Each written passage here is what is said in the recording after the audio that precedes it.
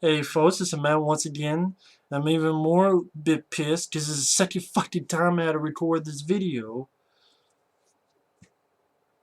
I guess it makes for a better video or worse, whatever, because of my mood. But before I get into this movie, Sin City 2, aka Sin City, A Dame to Kill For, let me talk about Robert Rodriguez. First off, I enjoy the first Sin City film. I do, I enjoy the first Sin City. Going back on his filmography, El Mariachi is not a film I rewatched, but hey, I respect the fuck out of it since that was a movie that only cost $7,000. Desperado, really enjoyed Desperado. Desperado is a lot of fun. Let's see, From Dusk Till Dawn, my favorite Robert Rodriguez film, my favorite George Clooney film, probably say my favorite vampire film. It's up there with the original Fright Night and The Lost Boys, but From Dusk Till Dawn maybe number one. It's definitely my favorite Robert Rodriguez film. Love that film to death. No, I did not see the TV show because I don't trust this guy, and I'll get into that. But Desperado, yes. From Dusk Till Dawn, yes. El Mariachi, his first film, I respect the fuck out of it for a $7,000 movie. Hell yeah. Once Upon a Time in Mexico, I had fun. I had fun with it. The Faculty, I liked. I have a couple nitpicks with it, but I like The Faculty. And yeah, all these movies I would like to review one day down the road, but it's just get very busy with a lot of stuff. I know one or two people were asking my opinion on this movie, so that's why I'm doing this. And that's why I gave it a chance, and even though trailers didn't do anything for me and it bombed, for good fucking reason why it bombed. Like I said, the first Sin City I enjoyed. I enjoyed the first Sin City. Grindhouse. Love Grindhouse. It was a great experience at the theater. Seeing fake trailers and then seeing Planet Terror, sort of Robert Rodriguez. It's a zombie movie, and it's also his ode to John Carpenter. And then seeing other more fake trailers, and then seeing Death Proof. Great experience at the theater. Loved it, and it was. I would love to have seen more of those, but Grindhouse flopped, unfortunately, and that fucking sucks. And that was a turning point for Robert Rodriguez because everything he's done after that has sucked. He produced Predators, which was based on a treatment he had written, and he produced Predators, and I'm sorry, I don't like Predators at all. I don't like Predators. I think Predators is a boring movie. I think Predator 2 kissed the shit out of Predators. Aliens kissed the shit out of Predators. Predator 2, I'll repeat it 2 times. Predator 2 kissed the shit out of Predators. And Robert Rodriguez, he produced that. He directed Machete, or it should be fucking Machete. Great trailer. Didn't work for the movie, because the movie, especially the first one, was more about the border and politics of the border. Border, border, border, border, border, border. Border, border. Instead of just a straightforward revenge flick like the trailer made it out to be when I saw it in the theater, when I saw Grindhouse.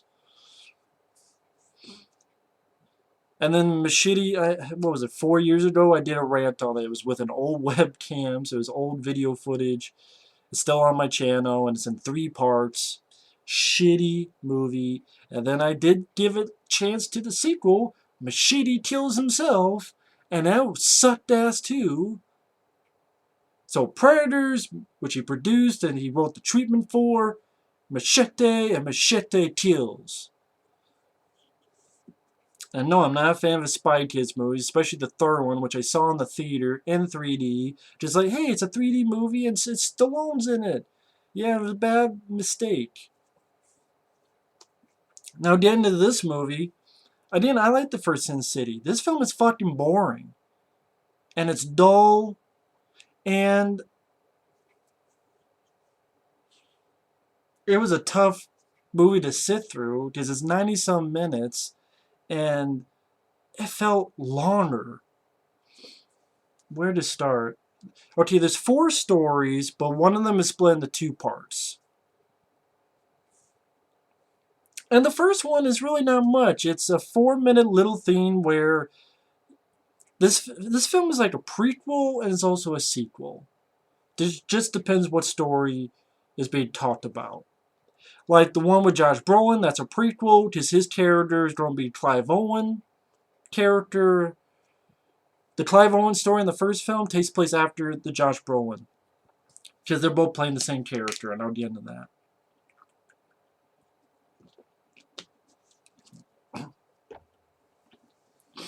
But then the Jessica Alba one,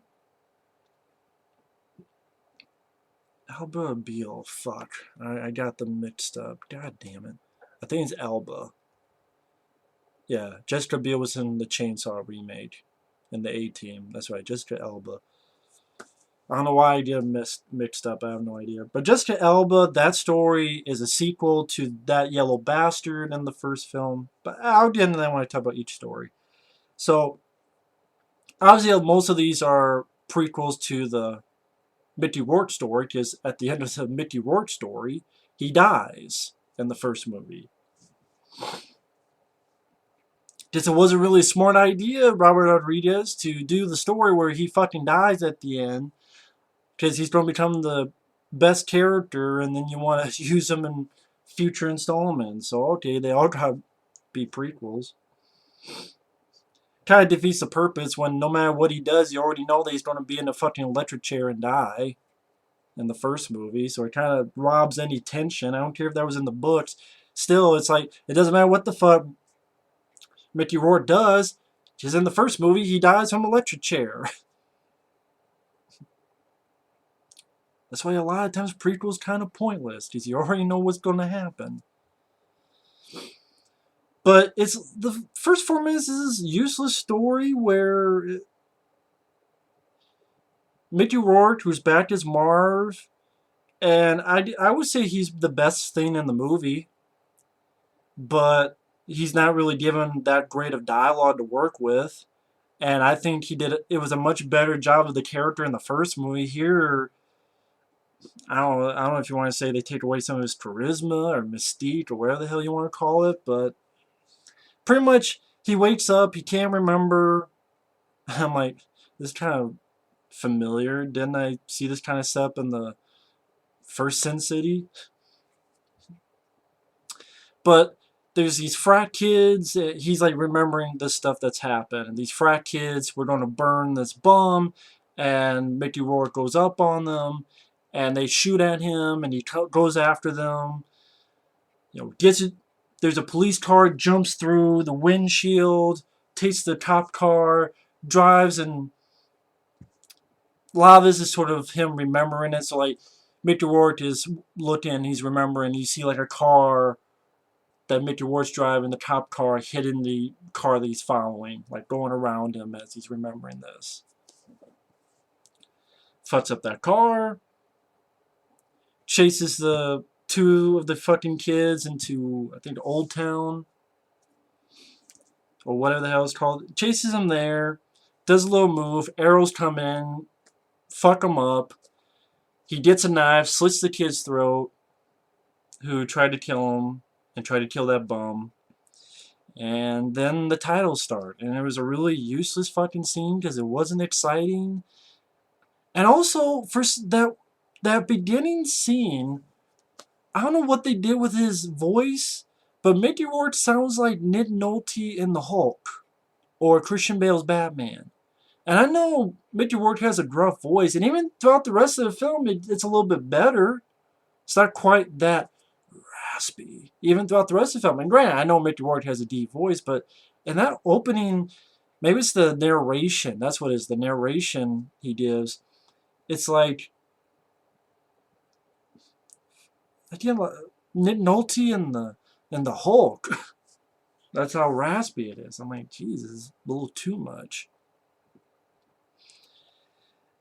And that's one story, and it's like 3-4 minutes long. Then the story you get is, I believe, part 1. Yeah, it's part 1, and then you get Josh Brolin, then you get the part 2 of the story, and then you get the Jessica Alba one. But part 1 of the story, it's a really weak, dull. All it is Joseph Gordon-Levitt, who I like as an actor. He's been in films I enjoy. Hell, he was in this film with Bruce Willis that I like called Looper.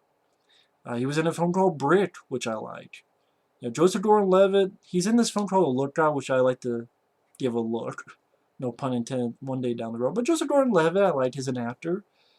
I'm not sure if he really cuts it in this movie or it's just the director didn't give him much to do, but he's a cocky card player, gambler, I should say. He goes in, he wants to play the senator, who is Powers Boothe, who was in the first movie. And he's lucky with these slot machines, gets a lot of money, meets this girl who wants her to join him in this card game. He's really good with coins, he's really good with cards, and he wins his game of poker. And Powers Boothe is pissed off about that. Joseph Gordon-Levitt goes around on the town, spends all the fucking money with the girl. These two guys walk after him. He beats one or two of them up, goes in this limousine, and there's Powers Boothe. His men beat him up, and they break Joseph Gordon-Levitt's fingers, throw him out, shoot him in the leg, and you find out that Joseph Gordon-Levitt is the illegitimate son of Powers Boothe.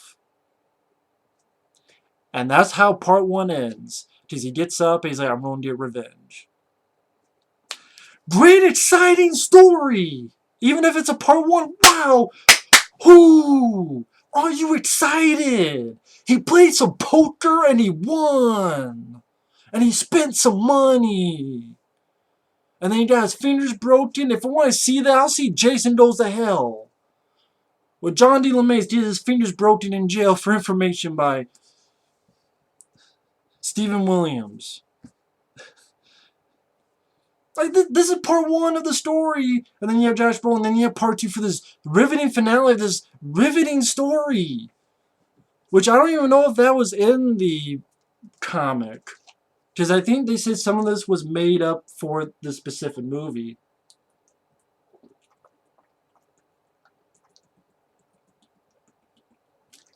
I had to take a big swig of that. Ooh, excitement juice flowing through my veins like Hulkamania style. Wow, that's such an invigorating, interesting story. No, it's fucking dull. Be surprised if your balls don't fall asleep and drop down more so it closes up your asshole. And then you get the biggest story, the longest story, and it makes sense because it's called A Dame to Kill For, which is the title of this movie. Where Josh Brolin, he's playing the character that Clive Owen played in the first one. So first off, it's such that you couldn't get Clive Owen back just for continuity's sake. You get some people and some people you don't. But anyway, apparently this story takes place before the Clive Owen story in the first movie. And Josh Brolin, I guess, I know he was up for Batman and Batman vs. Superman. If you want to hear how his Batman would sound like, watch this movie. Just the voice he does is probably what he would have done for Batman. So you can judge from this movie whether you think he would have made a good Batman or not. And to me, I'd be like, eh. And to be honest, sad to say, I like Josh Brolin. Not just because of the Goonies, but because of he was good in Men in Black 3. I thought he did a good job in No Country for Old Men. I haven't seen some of the other movies like True Grit or Milk, but Men in Black 3 he was good. He wasn't the bad thing in Jonah Hex. The rest of the movie was bad, but he wasn't the bad thing. He tried his best. The rest of the movie sucked. It was like Megan Fox. But it wasn't him. His fault. But I don't know, it just, but he has, deep voice. But to be honest, I thought Clive Owen did a better job with his character than Josh Brolin did. I thought Clive Owen just did a better job in the first movie. I don't know, maybe because maybe the dialogue was better in the first movie. I haven't seen the first movie in a while, but I know I liked the film. And also, maybe this was something that happened in the first movie, but I guess they handled it better in the first movie. A lot of no shit Sherlock dialogue. Like, for example, I'll get to that later on. when I get to part 2 of Joseph Gordon-Levitt's riveting segment, because that really, so there's a lot of stuff that I'm like, you know what this film is? It's more The Spirit than Sin City. I don't know how many people will get that, because not only is this directed by Robert Rodriguez, you had Frank Miller. And Frank Miller directed a film on his own called The Spirit, and that movie was horrible. Sin City was really good, The Spirit was pretty horrible. And I swear, this movie is more The Spirit than the first film, first Sin City. At least in your fuck you. And this is the longest story. It's really not that interesting. Pretty much just Josh Brolin. He's kind of like a PI. He's taking pictures. There's this woman. There's Ray Liotta. And Ray Liotta's having an affair on his wife with this woman. Then he's going to kill her. Josh Brolin crashes through and beats up Ray Liotta and handcuffs him. They leave. He gets a call from this girl he used to know, played by Eva Green, I believe her name is. And she's like, oh, I love you, and, I've missed you. And then Dennis Haysbert, who now I remember from those insurance commercials. Anytime I look at him now, I just think of those insurance commercials. Like, I think it's Progressive. He's playing the role that Michael Clark Duncan played in the first film, but of course, Michael Clark Duncan passed away, which is sad.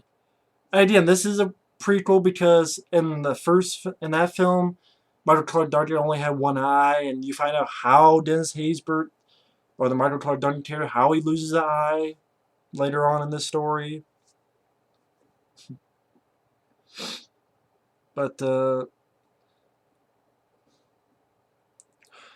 where the fuck to go with this? Pretty much later on, she comes to him again.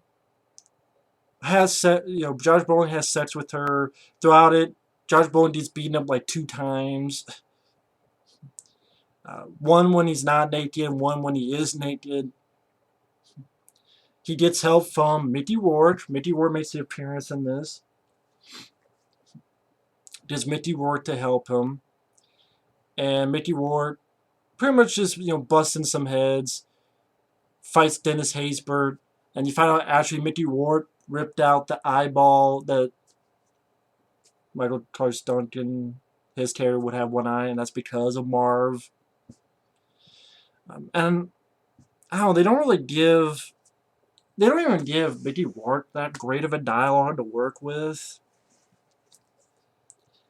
They pretty much, Josh Brolin, which this girl told him that she was being tortured and beat up.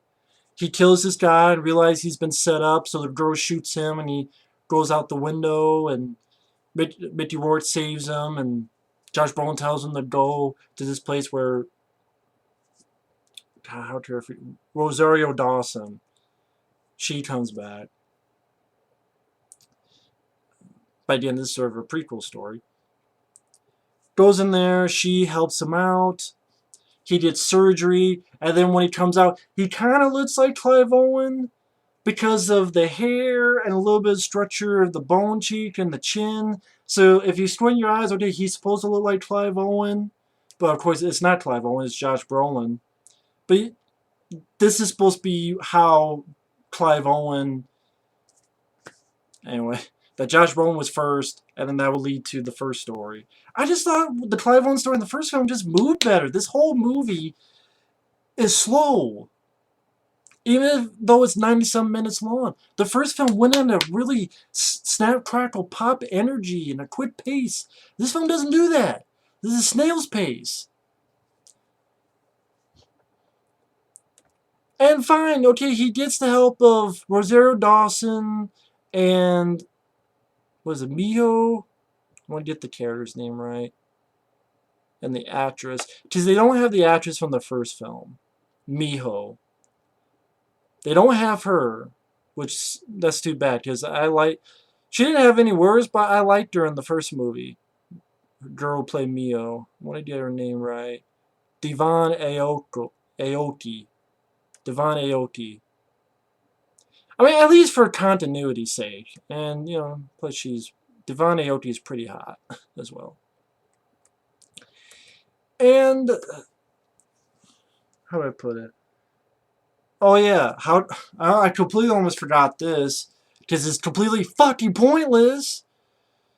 You have these two cops, one Jeremy Piven, the other Chris Maloney, and Chris Maloney is married, but then she falls for the Evergreen's character. And the reason I say it's pointless because she wants him to do some stuff for her, but all he does is Jeremy Piven telling him in the car, "You need to dump that dame," and he's going, "You need to stop calling her that." And then it gets to a really over-the-top sequence where he's like, "You should stop calling her that." Shoots Jeremy Piven in the fucking face, dumps his body, and I don't know why he dumped the body, because he just sits his ass down and shoots himself. I'm like, why do you dump the body if you just don't sit your ass down and shoot yourself anyway? I'm like, and what was the whole point of this? Was it funny? Was it interesting? Jeremy Piven and Chris Maloney didn't bring anything to the table. They were useless fucking characters. They weren't interesting or entertaining or fun or intriguing. It brought nothing to the story. It was nothing. It was completely fucking pointless. It was a waste of 5 to 6 minutes of fucking screen time. And sure, you did get the Asian girl that cut a couple heads off. It doesn't make your film good.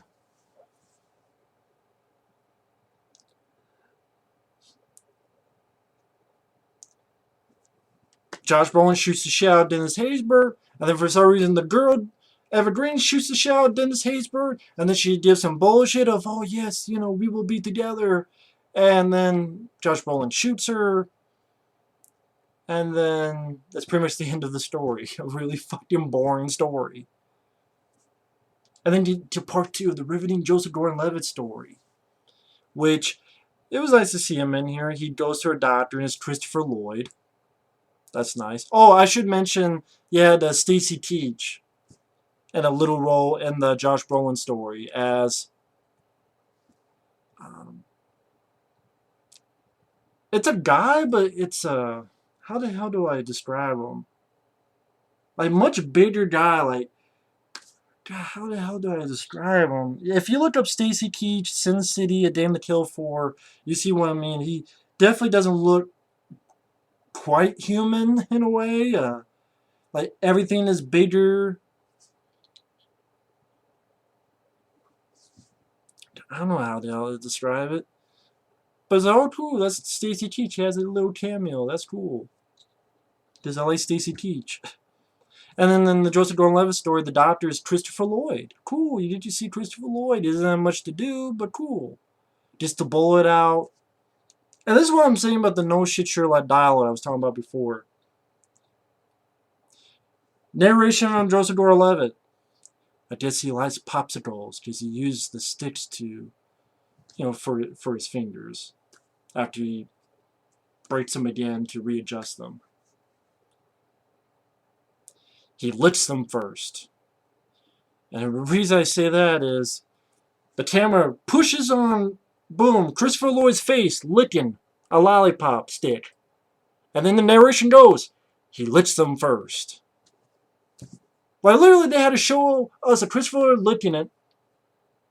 And then in narration, he licks them first. And I'm like, no shit, man, I don't need these anymore. I don't need glasses anymore. I just need to hear what's he did? What did he do? What did he do, George? What did he do? Oh, he licks them. Oh, he licked the popsicle. Thanks. It's not like I don't have eyes. Maybe they did that in the first movie. But I guess maybe the first movie was just so fast-paced or entertaining and fun that I didn't notice it. But I swear that the first film at least had some better written dialogue. I think better acting. And this story goes nowhere. Pretty much he gets $1 from a waitress after he finds out that his girl, who, like I said, that he had taken with her to the poker, has been killed. He goes slot machines again, gets a lot of money. You get a little cameo by Mickey Rourke for no fucking reason. Just him to go, hey, what are you going to use that money for? Like, what the fuck do you have Mickey Rourke in that scene for? He goes in, he folds some cards, and he wins the money again. And his whole vengeance is No matter what you do, Powers Boothe's character... Actually, Powers Boothe, his character is Senator Rourke. He says, whatever you do, no matter what, these people, even though they say they might not tell, they still don't tell. Like, you lost twice tonight. Yeah, I beat you, and I beat you forever. And then Powers Boothe shoots him in the head. And before we talked about how his mom was a whore, and that's why he's the illegitimate son of Powers Boothe. So his vengeance was to beat him twice in cards. I've seen movies where this kind of thing happens, where it's not the vengeance is I'm gonna take, what's yours, I'm gonna make it mine, or I'm gonna humiliate you, or so on and so forth. But they were done better than that. Maybe because you had fun stuff going on, or better dialogue, or more time to develop it. Or here it just seemed really a pointless story. Just here's a cocky guy playing cards. He wins. He gets his bones broken. And then he goes back, he wins cards again, and he gets shot in the head. And his vengeance that he got to beat the guy twice in cards. Fucking watch Maverick.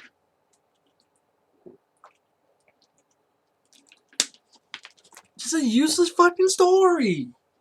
Fucking not fun, or badass, or funny, or interesting, or didn't really give too much a shit of any of the characters, and I don't know what the fuck I was supposed to feel with that story. Then you get to the last story, Jessica Alba, who is mad and depressed because, again, this is a sequel to That Yellow Bastard. Bruce Willis, the character, had killed himself to protect that girl. Bruce Willis is in it as a ghost. Wouldn't be the first time he played a ghost. And it looks like he's bored. Bruce Willis really does look like he's bored. And pretty much it shows that Jessica Alba can't act again. I don't know why she keeps getting jobs. Gave her a job in Machete, killed her off in Machete Kills, but then gives her fucking...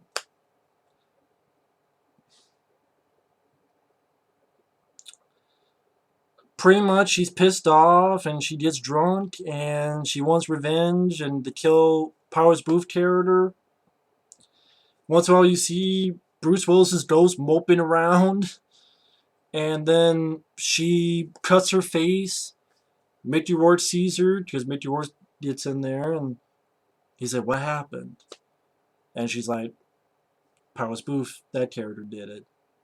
They go off, she's in this outfit with this fucking bow and arrow, and pretty much Mickey Rourke is kicking ass, using 2 shotguns and fucking people up, takes a guy's head, squishes it. Mickey Rourke, other than the really growly narration at the beginning, again, he has a story to himself and it's only 4 minutes long.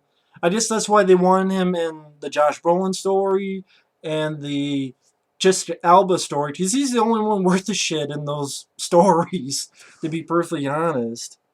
But even then, he's not given tremendous amount to do. Maybe if you didn't kill him off in the first movie, yes, I know it's based on the comic, I know. But change it. Make a whole fucking movie with Marv, for fuck's sake. I think that'd be more interesting than this. This fucking flick. Just all it is okay, he beats the shit out of everybody, cool. And then she comes in, gets shot by Powers Boothe. The ghost of Bruce Willis freaks out Powers Boothe. And then she takes a gun. And it's really like this. This is for John Hart again, fucker. Bane, fade to black. I think she gives some narration and credits. You don't even... Okay. Just seemed like a weak payoff. Pretty damn weak payoff. I mean, you don't even see Powers Boothe's character die for some fucking reason. Just fade to black. And I don't give a shit. Hell, that was the one of the things I didn't like in the first movie. I didn't give a fuck Jessica Alba's character in the first movie, and great, she gets her own goddamn segment. This movie's just fucking boring. It's dull. There's no energy to it. I think this was done as a paycheck movie. I don't know what the fuck this movie was done. Obviously, no one gave a shit because it made no money. It's a 6.7 IMDb. That's way too fucking high. Way too fucking high for this film. Way too fucking high. And if you like the film, that's fine. I should have said that at the beginning of the video. If you like the film, that's fine. To each their own. From Dusk Till Dawn, The First Sin City, The Faculty, Desperado, Once Upon a Time in Mexico, Planet Terror. Much better movies than this. Much better films. El Mariachi's a better film. They only had $7,000. Well, he only had $7,000. Jeez. Robert Rodriguez, I don't think he does a shit anymore. Maybe he should retire or what? I mean, if he retired tomorrow, I'd be fine with it. Because if this is the kind of movie you don't make, don't need any more movies from you, Robbie Rod. And this is not Robert Rodriguez, this is Robbie Rod. Robert Rodriguez is a guy who did From Dusk Till Dawn and Desperado and The First Sin City. Robbie Rod is a guy who produced shit like Predators and directs shit like Machete Kills, and this fucking movie, a damn pile of crap that is dull, it's lifeless, the dialogue is crappy, the acting isn't that great. Seems like most people are bored out of their fucking minds in this movie. Okay, you get to see a little bit of tits from Evergreen. Cool. I'll watch a porn movie for that. Again, this is more like The Spirit than The First Sin City, and The Spirit sucked. If you like the film, that's fine. I thought this was just... My main problem with this film, it was dull and it was boring. And again, you can't... Oh, you hate everything. I just named you all the Robert Rodriguez films that I liked. Like, oh, why should I praise the film if I don't like it? Kind of common sense. It's not like there's 0 films in 2014 that I liked. Edge of Tomorrow is a good movie. Hell, if I look... Hell, fucking this movie I recently saw, Into the Storm, I had more fun with. It was more entertaining than this movie. Went at a faster pace in this movie. Non-stop with Liam Neeson I liked. I'm looking through. Freezer, a direct-to-video film with Dylan McDermott I like better than this. Just going through it. I have problems with The Raid 2, but I could definitely say it's a better movie than this movie. And I didn't hate The Raid 2. Definitely a better movie than this. Neighbors. I had fun with Neighbors with Seth Rogen. 22 Jump Street I liked. Captain America the Winter Soldier, really good movie. Much better than this flick. So, it's not like I hate every movie that comes out. I'm naming you movies that I like. Edge of Tomorrow, like I said. 22 Jump Street. Had a lot of fun with that. Deliver Us From Evil. A lot of people hate the movie, but I really enjoy that movie. The Purge Anarchy. Actually pretty decent. Hell, a lot better movie than this. It's a better sequel than this movie is.